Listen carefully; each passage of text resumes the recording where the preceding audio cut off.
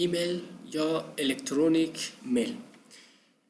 ایمیل یا الکترونیک میل توسط ری تاملینسون در سال 1972 جور شد که ما توسط ایمیل یا الکترونیک میل میتونیم کمیونیکیت یا کمیونیکیشن برقرار کنیم. یک ایمیل آدرس در اول در یکی از کمپانی ها، در یکی از وبسایت هایی که دومین ایمیل باشند جور میکنیم که به نام یوزر ایمیل و یا ایمیل آدرس گفته میشه، همراه پسورد، و توسط از همون یوزر و پسورد داخل اکانت شده و از ایمیل خود استفاده کرده میتونیم. چیز دیگر وجود داره برای کمیونیکیشن یا ارتباط به نام IM یا اینستنت مسیجینگ که IM یا اینستنت مسیجینگ پیام های سریع یا پیام های کوتاه می باشند، مثلا مسیج موبایل، مثلا فیسبوک مسنجر، وایبر مسنجر و غیره مسنجرهایی که در اینترنت، در موبایل، در کامپیوتر هستند و پیام های سریع روان کرده میتونید. اونا اینستنت مسیجینگ یا IM گفته میشن. لیکن ایمیل یا الکترونیک میل پیام های الکترونیکی با استفاده از یک اکانت یا یوزرنیم ایمیل یا ایمیل آدرس میگیریم و پسورد جور میشه که از جمله دومین های ایمیل دومین های زیاد وجود داره. طور مثال ایمیل هایی که جیمیل است، یاهو است، MSN است، MSN چند رقم است، یکی خود دومین MSN است، MSN لیو است، هاتمیل است و غیره. اوتلوک است، دومین اوتلوک یک ایمیل هم مربوط مایکروسافت است. از جمله از دومین های ایمیل یک دومینی که فعلا زیاد استفاده میشه و آسان هم است جور کردنش، جیمیل می باشد. ما شما فعلا میریم یک اکانت جیمیل جور میکنیم.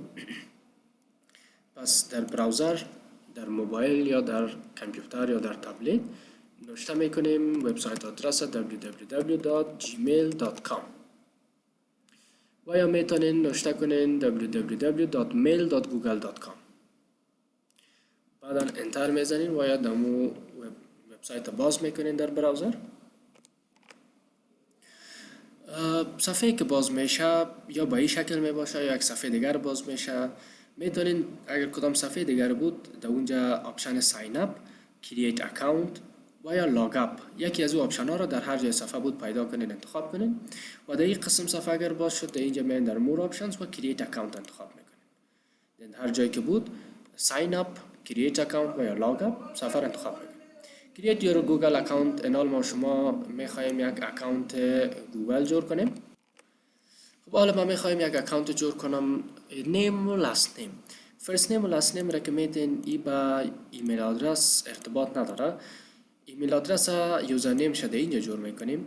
هر فرست نیم و لاست نیم را که انتخاب کنیم، وقتی ایمیل روان میکنیم با کس دیگر، وقتی اونا ایمیل دریافت میکنن با عوض ایمیل آدرس در اول فرست نیم و لاست نیم ما را میبینن. وقتی ایمیل باز کنن میتونن یوزر نیم ایمیل ببینن. پس میتونین یوزر نیم تون هر چیز خواسته باشین انتخاب کنید. طور مثال من یوزر نیم در اینجا انتخاب میکنم یا جور میکنم USWDP، لاست نیمش جور میکنم KU کابل یونیورسیتی. چوز یور یوزر نیم. اینال یوزر نیم انتخاب میکنیم. در یوزر نیم لتر، نمبر و پریود میتونین استفاده کنین. گفته پریود یعنی نقطه و غیره. و از gmail.com ضرورت نیست که نوشته کنیم. پس در اینجا ما میخوایم یک یوزر نیم جور کنم به نام USWDP-KU. خب حال باید چک کنیم که آیا امی یوزر نیم قبلا جور شده یا نه. اگر قبلا جور شده بود، کسی دیگه جور کرده بود، پس ما نمیتونیم استفاده کنیم. پس ما برای اینکه چک کنیم که آیا جور شده یا نه، USWDP-KU رو نوشته میکنیم. از gmail.com ضرورت نیست که نوشته کنیم چرا خودش نوشته میشه. پس در یک باکس دیگه من کلیک میکنم، یک چند لحظه منتظر می باشم ببینیم که آیا امی یوزر نیم گرفته شده یا نه. باید معلوم میشه که این یوزر نیم اویلیبل است، قابل دسترس است، من میتونم میره جور کنم. پس در مرحله دیگر کرییت پسورد، یک پسورد جور میکنیم. برای این پسورد رو تایپ میکنیم. پسورد ما رو تایپ میکنیم. در مثال یک پسورد نوشته میکنیم و در اینجا براتون گفته که 8 کاراکتر باید باشه. باز هم confirm your password، پسورد تکرار نوشته میکنیم. اگر پسوردتان تکرار نوشته کنین اشتباه باشه براتون در اینجا میگم. بعداً بردیر انتخاب میکنین، ماه تولد، تاریخ تولد و غیره. من اینو بر طریق یک ماه برش انتخاب میکنم، روزان برش نوشته میکنم، تاریخ تولد را که شما میخواین و سالش هم نوشته میکنم 2000. جندر جنسش انتخاب میکنین، میل، فیمیل، ادر یا رادر نات سی. من در اینجا رادر نات سی را انتخاب میکنم. موبایل نمبر یا شماره تلفن و کرنت ایمیل آدرس. موبایل نمبر یا کرنت ایمیل آدرس، کرنت ایمیل آدرس که به نام alternate کانتکت نیز یاد میشه، alternate ایمیل آدرس. در صورتی که اگر پسورد اکانتتان یادتان بره و یا پسورد اکانتتان کسی دیگر پیدا کرده چینج کنه، شما میتونین با استفاده از کرنت ایمیل یعنی alternate ایمیل تان دوباره همون پسورد اکانتتان را ریزت کنین. اگر alternate ایمیل و شماره تلفن از یادتان بره، دیگر باز شما نمیتونین که اکانتتان را به دست بیارین. پس اینجا دقت کنین، این مرحله بسیار مهم است. و برای فعلا شماره تلفن نوشته نمیکنم. میبینم اگر بعدا در مرحله بعدی شماره تلفن خواست اد میکنم. در غیر از اون هیچ اد نمیکنم شماره تلفن. به عوض از اون کرنت ایمیل آدرس یا یک ایمیل آدرس alternate میتین برش.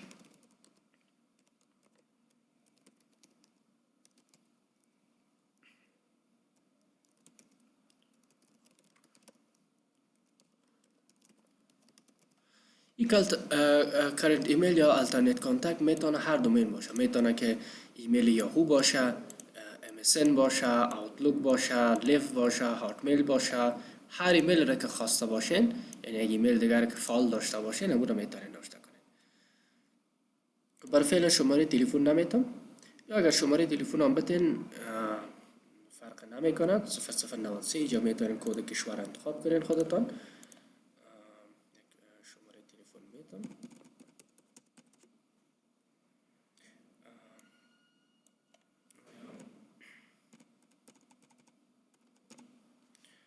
بعدا next step میتونین اینجا country را نیز انتخاب کنین. خب در مرحله بعدیش اینجا privacy terms and conditions آورده. در اینجا اینا را مطالعه میکنین. باید اسکرول داون کنین به طرف پایین تا I agree آپشنش بیاد. I agree را کلیک میکنین. خب این صفحه آمد. اکانت ما به نام usabilitypku@gmail.com جور شده. میتونیم continue to gmail. در این قسمت اکانت را لود میکنه. یک چند لحظه منتظر میباشید، یک مقدار تایم میگیره.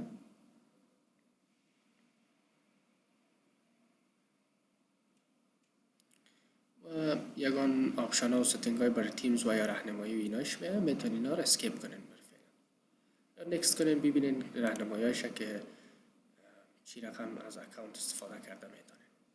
خب در این قسمت اکانت ما جور شده. حالا میتونیم مستقیم از اکانت استفاده کنیم.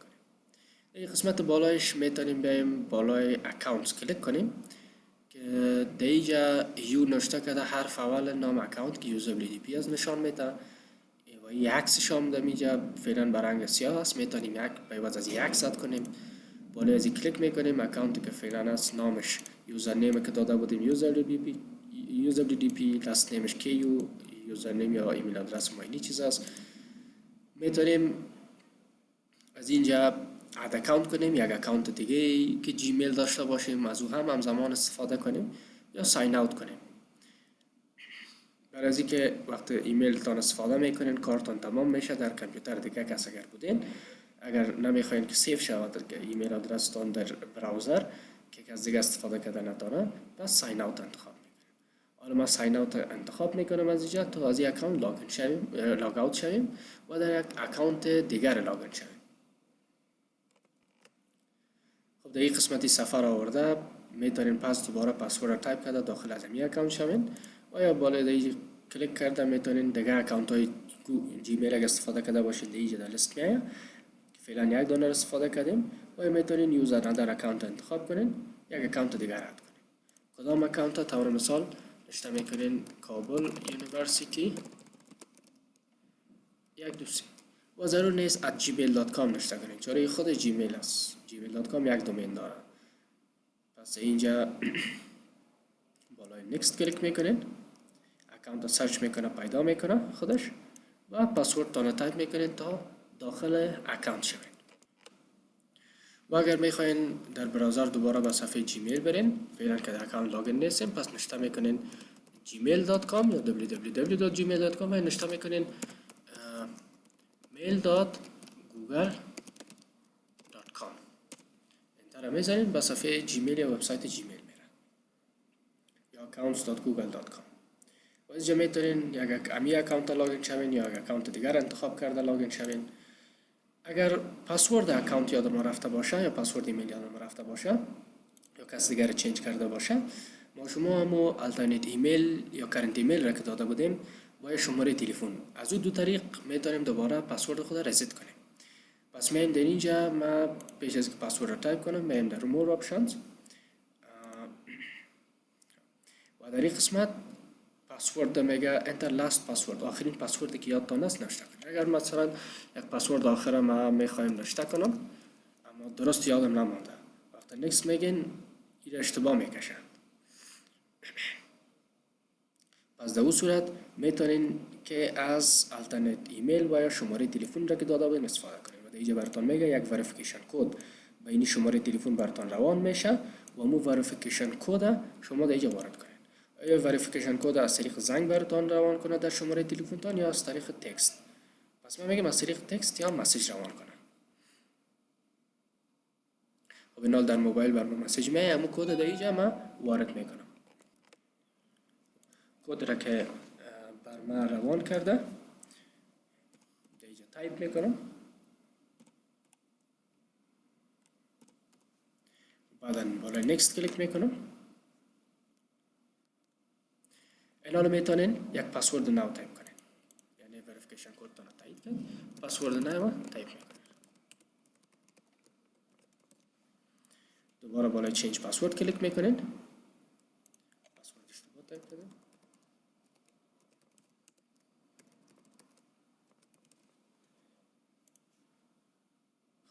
این پسورد قبلی بود که من میخواستم پس وارد کنم، من میگم پسورد متفاوت بدید.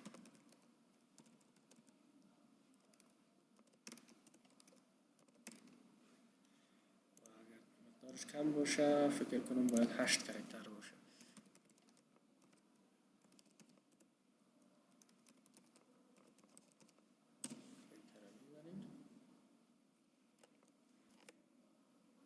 پسورد چینج شد و میتونیم کانتینیو تو جیمیل اکانت انتخاب کنیم تا پس با صفحه جیمیل برام ببره. خب در صفحه جیمیل در این قسمت در طرف چپ پین چپ صفحه فولدرهای ایمیل نشان میده. مثلا فولدر اینباکس ایمیل را که دریافت میکنیم یا برنامه در اینباکس ذخیره میشن و عددی که در پالوی هر فولدر نوشته باشه نشان میده در اون فولدر یک مسیج یا ایمیل دارین که تا به حال نخواندین و اون ایمیل اینی است. و هر فولدر را که کلیک کنین در اینجا ایمیلش براتون نشان میده و در اینجا لودینگ نشان میده که لود شده میره. مثلا فولدر استارت فولدر لیبلینگ است، فولدر سند میل ایمیل را که روان کنین یا کپیش در اینجا ذخیره میشه. درافت فولدرایی را که فولدر است که اگر ایمیلایی را که نه دیلیت کنین و نه سند کنین در درافت ذخیره میشه. بالا مور کلیک میکنیم. امپورتنت ایمیل‌های یک که لیبل یا تگ امپورتنت داشته باشن لیبل سه بعدن کار میکنیم. چت ایمیل هایی که به شکل چت براتون باشه، یعنی در جیمیل یا در گوگل یک چیز دیگر یا اپلیکیشن دیگر به نام گوگل پلاس میگن که گوگل پلاس به نام گوگل چت هم دارن، مثل فیسبوک اینا چت کرده میتونیم. آل میلز تمام ایمیل هایی که در سندباکس استارت هر فولدر که باشه اینجا نشان میده. ترش ایمیل هایی را که دیلیت کنیم در ترش ذخیره میشه. ایمیل هایی را که ادورتایزمنت باشن به شکل اسپام مارک کنیم در اینجا ذخیره میشن. و همچنان کاتگوریز داریم 3 یا 4 دانه فولدر دیگر که اینا را نیز به نام لیبلز میگن. در این قسمت طور مثال ما فولدر اینباکس انتخاب میکنیم، ایمیل هایی که بر ما آمده و 2 دانه نشان دادیم، 2 دانه ایمیل است که ما نخواندیم تا بالا. پس هر ایمیل را که ببینید در اینجا مثلا از کدام یوزرنیم آمده، یوزرنیم از گوگل است، سابجکت ایمیل چی است، سابجکت ایمیل اینی چیز است. شما مگر ایمیل روان کنین چون یوزرنیم داده بودیم usability.ku به عوض از اینکه usability.ku جیمیل نوشته شده و شخصی که ایمیل دریافت میکنه در اونجا نوشته میشه usability.ku فاصله یوزرنیم و لاست نیم نوشته میشه. وقتی ایمیل باز کنن باز ایمیل ما را میبینن. در اینجا سابجکت ایمیل است و در داخل ایمیل هر کانتنت یا دیتایی که در بادی ایمیل باشه در اینجا بر ما نشان میده و و ساعت یا تاریخ که دریافت کرده باشیم ایمیل در اینجا نشان میده. حالا من یک ایمیل از اینجا انتخاب میکنم، داخل امو ایمیل میره، در اینجا سابجکت ایمیل your password changed، دیگه سابجکت ایمیل است، داخل اینباکس است، از این ایمیل آدرس بر ما شما آمده ایمیل که یوزرنیم از امو ایمیل است گوگل. اینی بادی ایمیل ماست که شیپس، عکس و دیتا داره. پس از اینجا میتونیم بالای بک کلیک کنیم که پس به اینباکس بره، یا بالای اینباکس کلیک میکنیم و یا میتونیم یه one of two نشان داده، فعلا ایمیل اول است، پس next میگیم به ایمیل بعدی میره. این یک ایمیل دیگری که ما شما دریافت کردیم، دیتیلز یا کانتکتش دیگه است. بالای شو دیتیلز کلیک میکنیم و معلومات زیادتر نشان میده که کدام طوری با کی، با کدام سابجکت و کدام ایمیل روان شده. از این قسمت میایم در اکانت آپشن و از اینجا ایمیل که فعلا در اکانت لاگین هستیم و میتونم همزمان یک اکانت دیگر نیز لاگین شوم.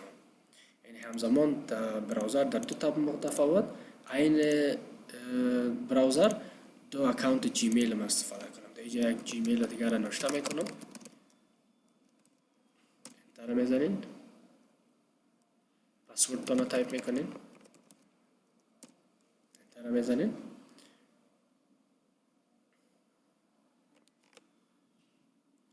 از این قسمت داخل از همون اکانت میشه. خب در اکانت لاگین شدیم. این اکانت دیگر است به نام کابل یونیورسیتی.